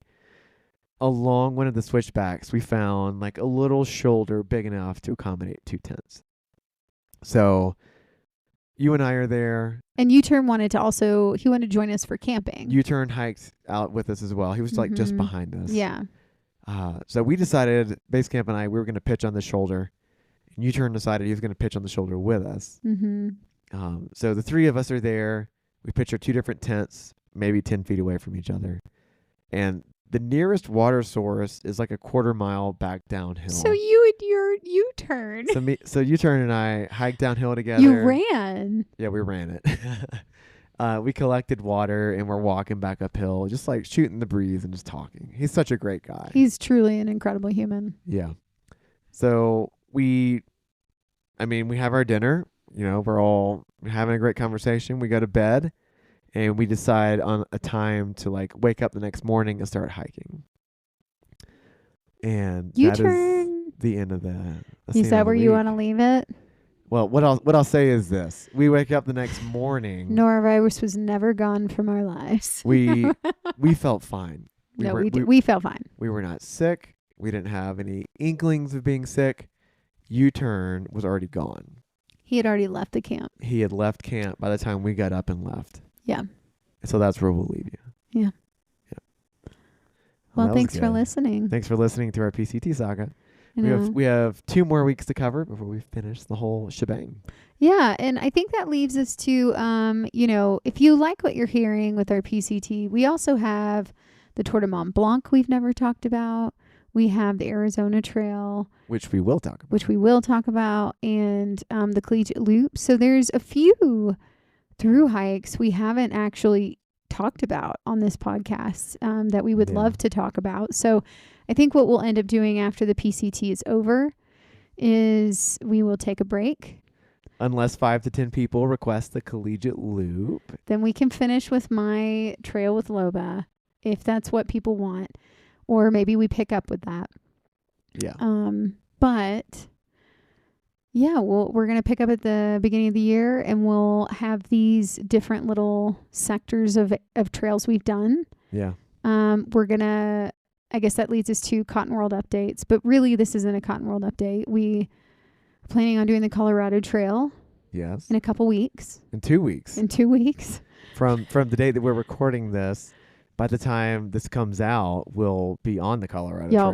Hopefully. We are not prepared. No. We don't even know which side we're going to start on yet. We're trying to figure out based off of the snow levels where I keep saying I think we need to start in Durango and go Nobo just so that we can get through the San Juans in case the snow hits early. And then once we're up here, we have a ton of bailout. We have a ton of connections and people that can help us.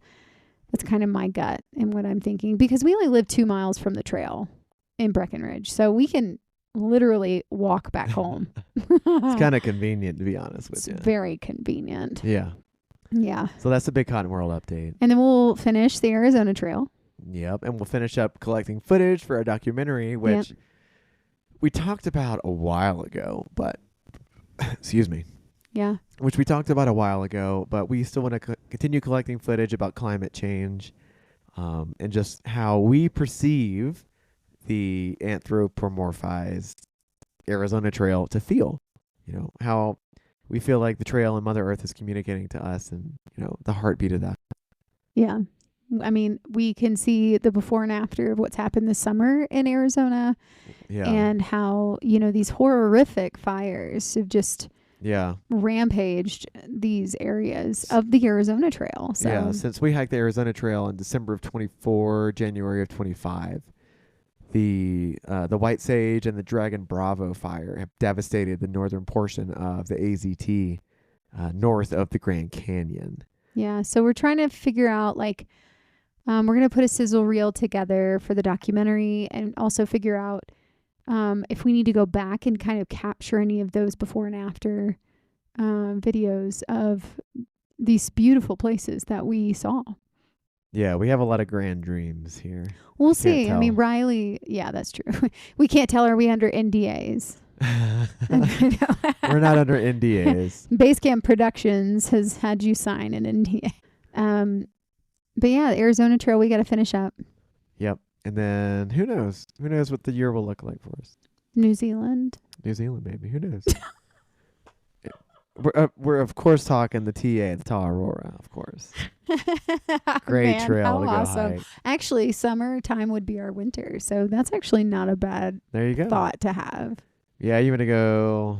Oh yeah.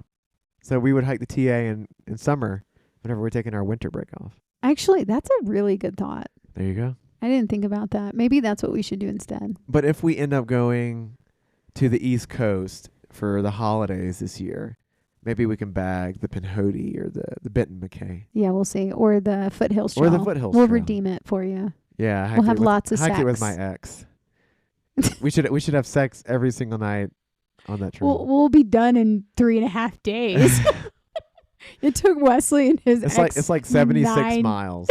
It took them 9 days to do it. It did. You know what? It happens. It does happen. Especially when it's raining, cold, wet rain. You know what? You're always going to date someone who doesn't hike quite through hiker pace in your life. Oh, so are you saying we're more compatible in hiking than you and your ex were? Yeah. Oh, did that just strike a positive chord? It did. Oh, there you go. Because I did 160 miles in 9 days. You did. Oh, the same exact. Wow, you did double the mileage.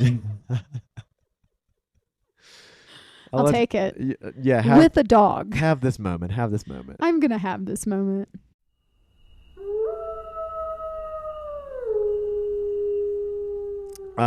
We should wrap up with our environmental corner section. I know I've been talking about this for a while, but we're finally going to do an environmental corner on the ugly, hideous, grotesque piece of shit wall separating the United States from the Mexican. Sorry, I had a burr. I had a shiver. You had a burr? I did.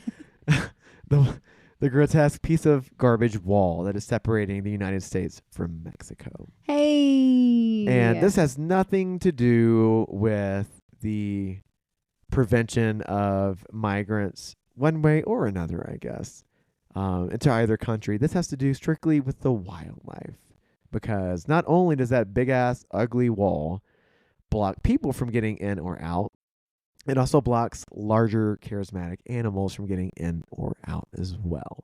Because they don't think of provinces and country lines like we do. No, it's a giant body of land, and they go to the best habitat they can through the habitat types that they use to travel through. So certain animals require certain types of habitat to travel, or certain times of day. These poor animals. They're, they feel safer and more protected whenever they're in those areas or that time. So I've got 3 different sources that I wanted to read a little bit from here, and we can, bounce back and forth with a little bit of commentary as I'm reading them. But let's see here. We're finally doing it. You've been talking about this for like 2 months. This is going to be from the Center for Biological Diversity. Walls built along the U.S.-Mexico border over the past several decades are a blight on the landscapes and cultures of the borderlands. Hundreds of miles of wall have been built across protected public lands, communities, and sovereign tribal nations. These barriers cut through sensitive ecosystems, destroy thousands of acres of habitat, cause catastrophic flooding, separate families, and impede the cross-border migration of dozens of animal species, including endangered jaguars, ocelots, plus Sonoran pronghorns, bighorn sheep, black bears, and mountain lions. Black bears? Yes. There are trees. Yep, I know. The Center's landmark 2017 report, A Wall in the Wild, found that wall construction and related infrastructure threaten 93 federally protected and candidate species. 93? 93. Holy crap. And that's not a comprehensive number. That's just the federally protected and candidate species. So the ones that could possibly be federally protected. Our 2023 report, A Wall of Lights Through the Wild, showed that some 1,800 stadium lights along the border, if turned on, would cause severe light pollution impacting conservation lands, animal migration routes, and wildlife, including more than a dozen endangered species. They also have a 2025 report exposing how the Trump administration's plan for new border wall construction in Arizona poses dire and immediate threats to one of the last remaining jaguar corridors between the United States and Mexico. All in all, the border wall is a tragedy for the region's diverse wildlife and people, as well as its rugged and spectacular landscapes. We're fighting in the courts, in Congress, and in our communities to repair the damage done by the cynical attack on our beautiful borderlands. We won't stop fighting until the wall is torn down. And again, this is from the Center for Biological Diversity. So we're not talking folks who have more of a social agenda here. This is people who just want animals to be able to cross the borders.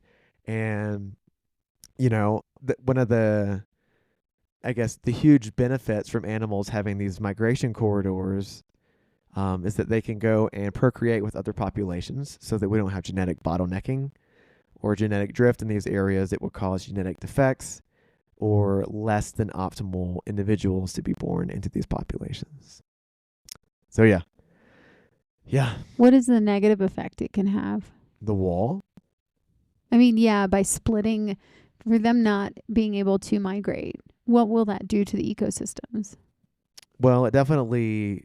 So the wall itself cuts available habitat, right down the middle of the freaking continent. Yeah. They call it America whenever they're referring to the United States. But the United States is the United States. It's a part of North America, which also includes Canada. And then you have Mexico. And then you have Central America, which is Mexico and Central American countries.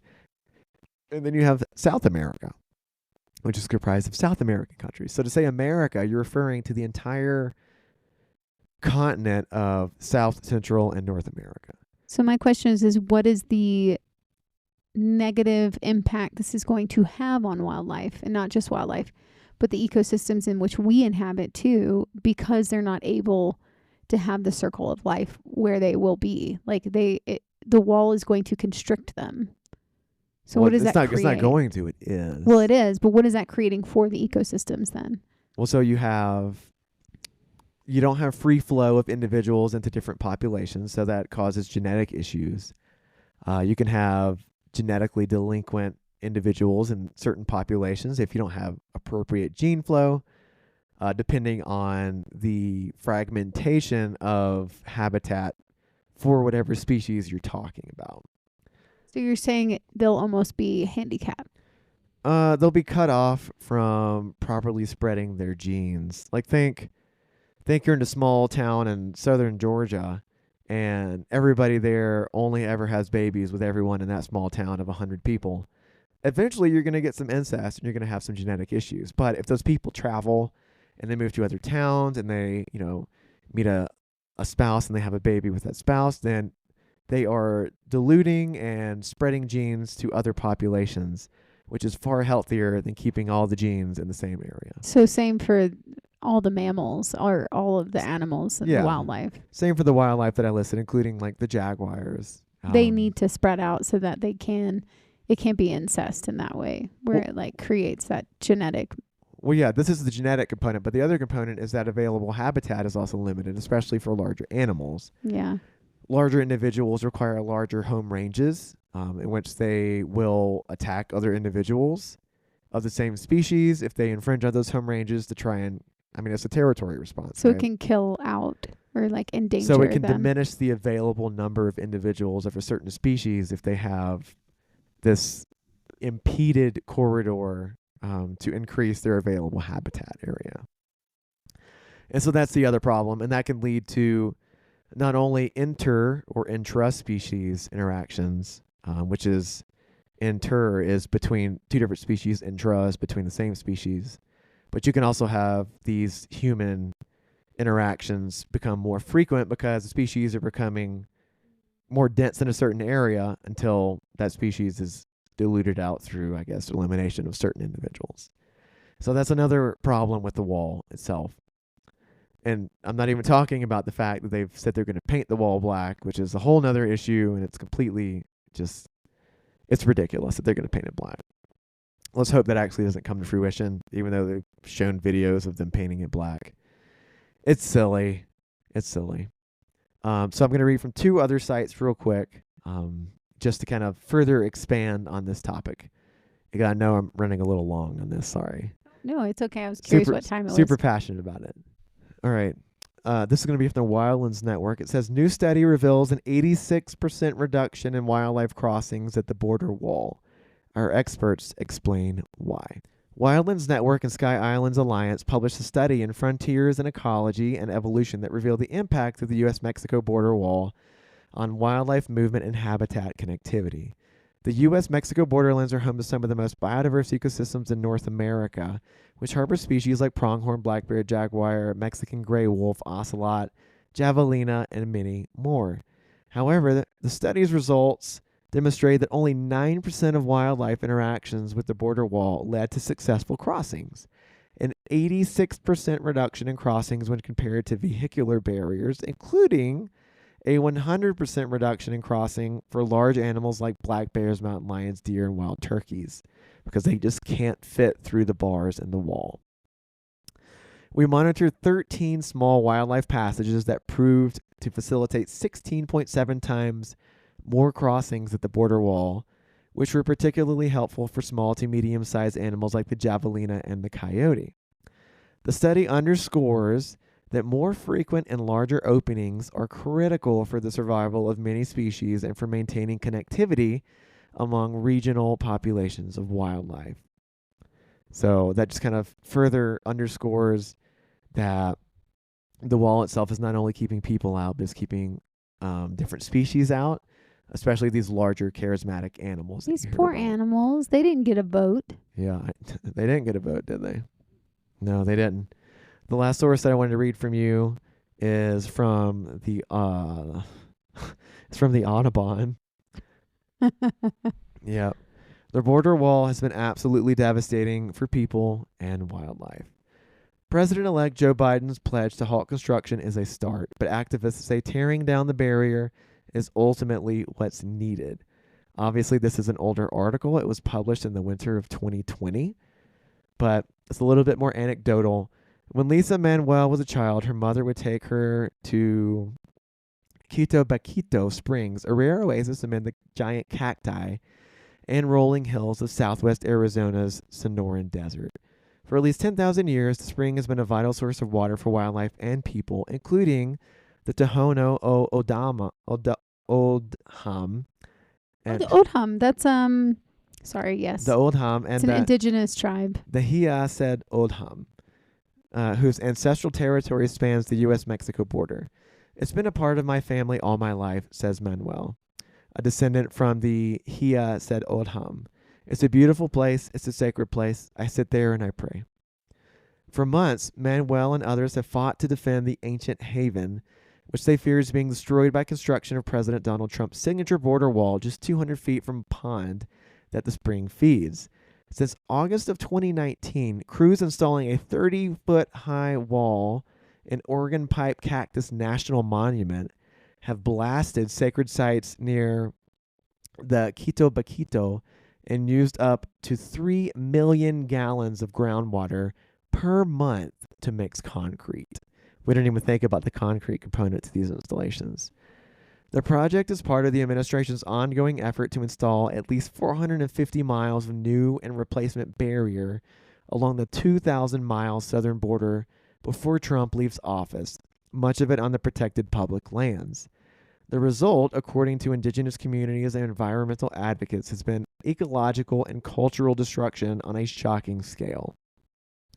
This new construction has bulldozed a huge amount of desert habitat, blasted rugged mountains, destroyed cultural sites, says Lakin Jordal, a campaigner with the Center for Biological Diversity.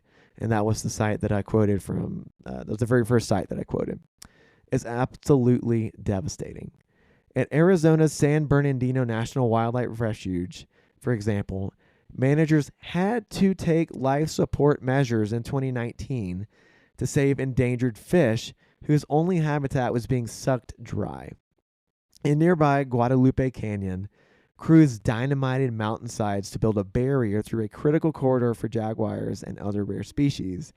And at the Quito Baquito, the spring's flow hit a record low in July, reducing much of the pond to mudflats and threatening wildlife, including the endangered Quito Baquito pupfish and Sonoita mud turtle. The National Park Service blames scant rainfall and cracks in the pond's clay lining, but opponents say construction is hastening the spring's decline.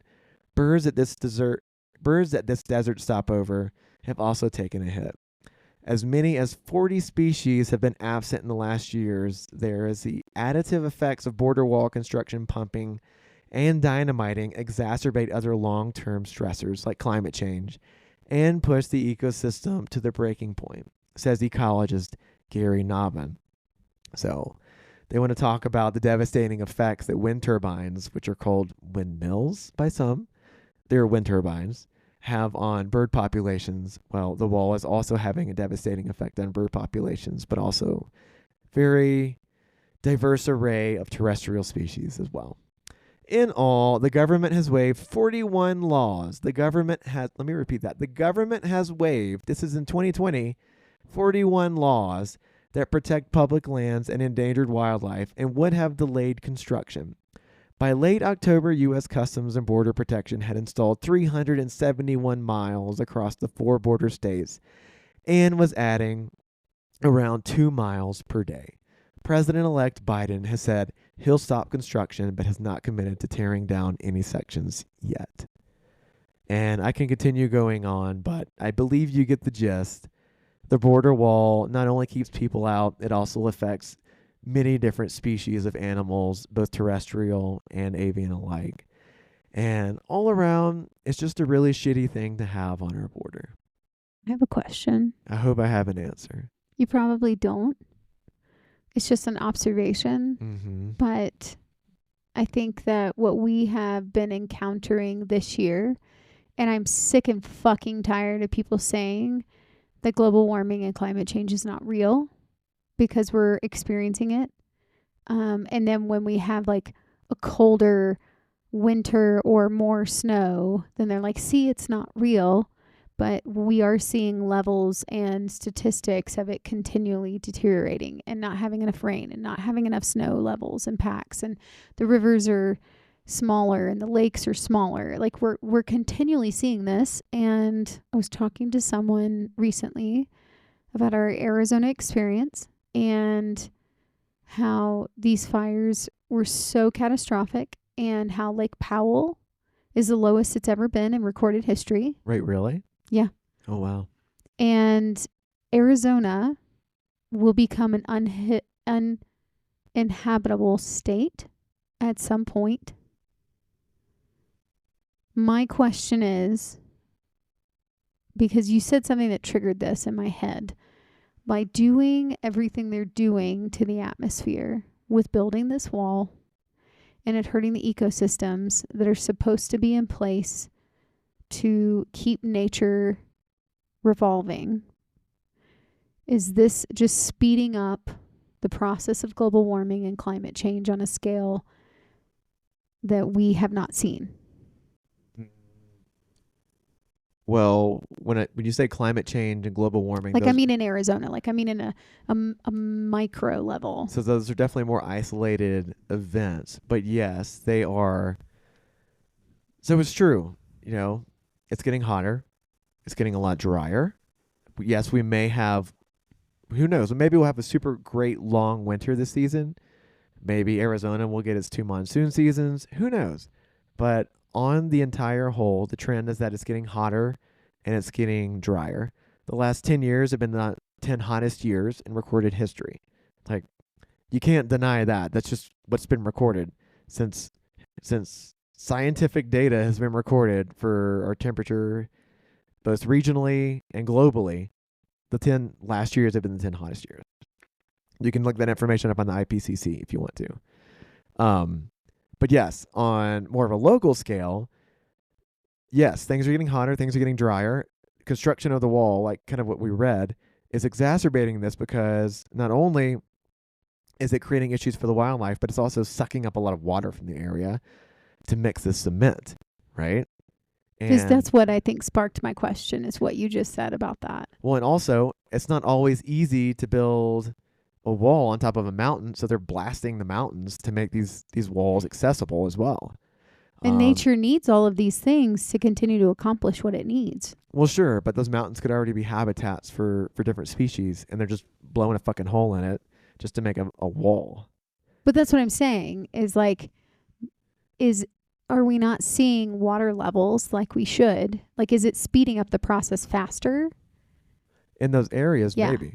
That's what I'm wondering. Not on a global scale, no. No. But I mean it's micro, a small drop in the bucket. in a micro level. Because Arizona, we're seeing something happening there. Yeah. That is pretty catastrophic. And I don't think people want to admit it yet. And I just wonder, with something like the wall, when it's disrupting the ecosystems. Yeah. And rain comes from, like you said, they were pulling from the water sources with the concrete. And that water needs to go back up, right? And evaporate to then create rain to then give back to us. It's just like the continuation of nature is to give back. Yeah. But when it's been disrupted, it can't give back to us. Well, I mean, if it's not down in those water reserves and the aquifers and the bodies of water, then the it's not going to ponds, come whatever, back. Then it will come back to the system, but probably not in that location, right? Because it evaporates, it gets back up into the atmosphere, and who knows where it's gonna go. Yeah. Who knows where it's going to go? The process is called sublimation. Whenever it's evaporated, it gets up into the clouds, and then it sublimates and is precipitated back down to the planet. It just makes me wonder, though. Like, I think being out in nature for so long now, we see the giving of nature, how it is literally cyclical in the way that it lives and operates. Yeah. And when we do shit like this as human beings, which pisses me off because we think we have this authority to just, dynamite a mountain and kill just, a number of wildlife. I mean, it's just sickening to me that we don't have the empathy for the planet. Yeah. And just to cement this, we both approve of the word empathy as long well, not as long. We approve of the word empathy in conjunction with sympathy, because I think having sympathy for someone implies dominance over, but having empathy means that you can kind of, I don't know, even if you have an experience that they've experienced, you can connect on a similar level, right? Well, empathy is that you encompass the understanding of what they're going through in a different way. Even if you haven't experienced the same thing, you can still empathize with that person. But to me, having sympathy for someone means you're coming from a place of dominance over them, right? I'm looking it up. It's empathy is the ability to understand and share the feelings of someone else. Okay. Sympathy is feeling for someone. Okay. Showing compassion or sorrow for their misfortune, while empathy is feeling with someone. I prefer the feeling with, because again, the sympathy feels like power over to me. And plenty of more educated people in this field may disagree with me, but that's just how I feel. Yeah. The definition and I think like the example for sympathy is if someone loses their job, you say, I'm sorry you lost your job. Empathy would say, that's really frustrating and I can only imagine what you feel. Okay. I like that. I like both of those. I mean, I like both of them too. Sympathy and empathy, I think, are both. There's a place for both of them. There is a place for both of them. But I think that empathy, especially with nature, is that you become one with it, I feel like. It's like you begin to experience that we were all a part of nature at one point and we have separated ourselves from nature. And I've used this term before, but I think if we all developed more of a kin-centric mindset where we see, us not as dominion power over nature, but in relationship with nature. I think we would all give a little bit more of a shit and want to take care of it a little bit more. I think so. Yeah, because I think we're, if you believe in the Bible, which, I grew up in a Christian school and I was taught certain things in the Bible. I think that, yes, as free-thinking individuals of the human species, like we are definitely in dominion over. We're in a more superior. In that we can see a problem and hopefully try and address it in nature. But I think that we also need to be in connectivity with nature.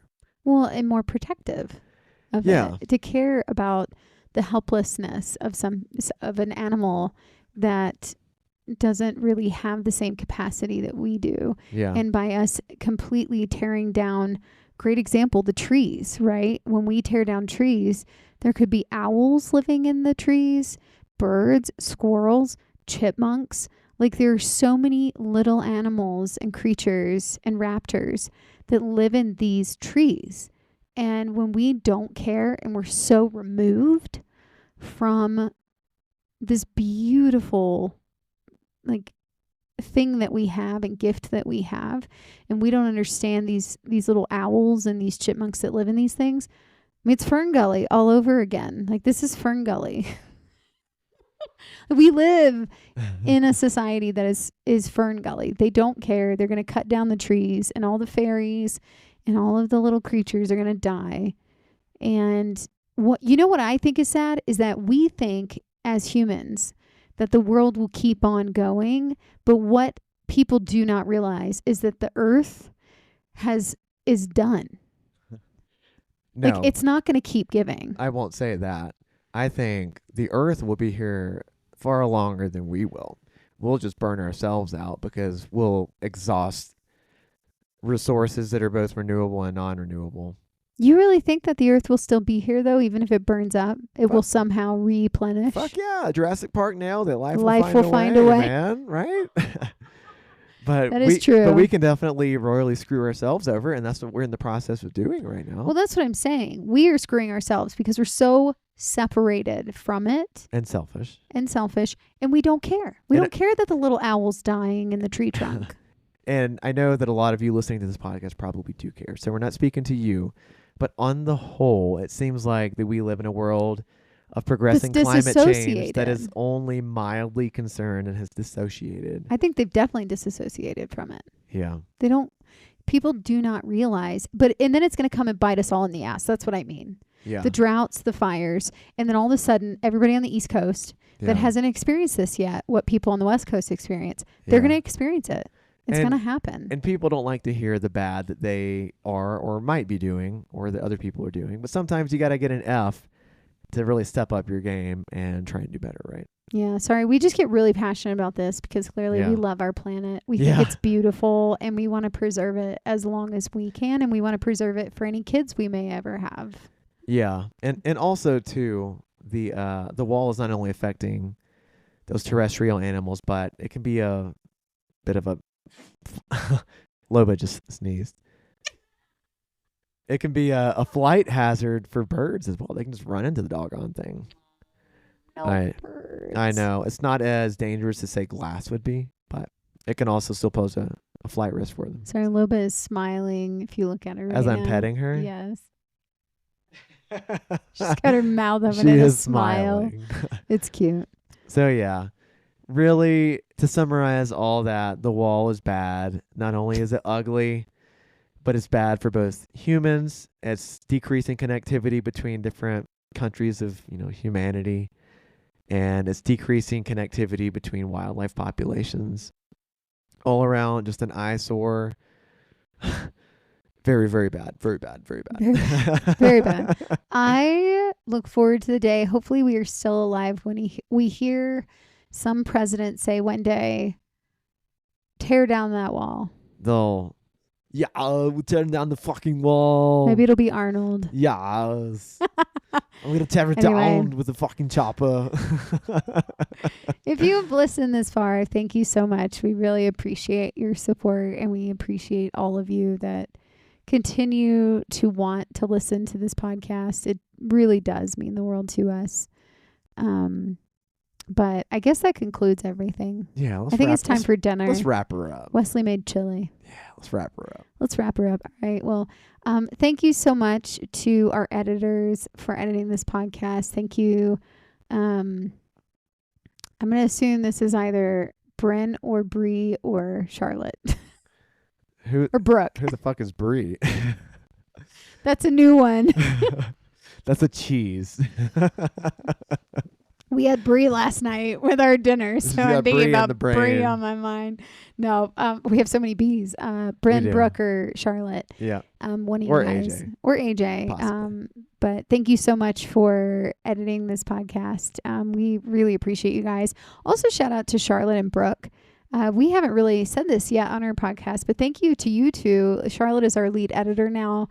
And Brooke is pretty much like our producer who just has been helping manage us. And she runs all the podcast social media stuff too. Y'all, I can't give her enough kudos for what she does for us, and Charlotte as well. You guys are the bomb. Thank you so much for everything. Seriously. Huge shout out to the Fire Once Lost for allowing us to use Appalachian Trail for our intro and our outro music. We really appreciate the vibe. We've been using them for the last 2 years. Yeah, sweet guy. He's been letting us use it. Thank you. Yeah, you can check out their Spotify and their website. Yeah, he's got some new stuff out on our show notes. In our show notes. And if you have any questions for us, any burning questions, whether it be how to hike with a dog, how to live a life as a couple, how do we through hike as a couple, anything, any knacks, any hacks, we would be so happy to talk about them with you guys on the podcast. So you can email us at yetiwalksintobasecamp@gmail.com. And also, if you enjoy what you hear, we would love for you to like and subscribe and leave us a review. I cannot tell you how much I do this when I read your comments. I'm like, okay, this is worth it. Because I don't know if anyone's listening. It's worth it then. I don't know. Yeah. But yeah, thank you guys so much. Yeah. We appreciate you. You can listen to us on Spotify, Apple, YouTube, or really wherever else you listen to your podcast. Yeah, and I guess I'll let you tee it up. There's no tee up for me. I'm too tired. I want my chili. I got you. I just want to say, well, if I'm in Mexico and you're in the United States, and we're on opposite sides of the border wall, and you can't get through, and I can't get through, I'm just gonna look at you and be like, happy trails. I'm just gonna walk away because I can't get through it. That just feels so depressing. Okay, you guys, happy trails. Happy trails.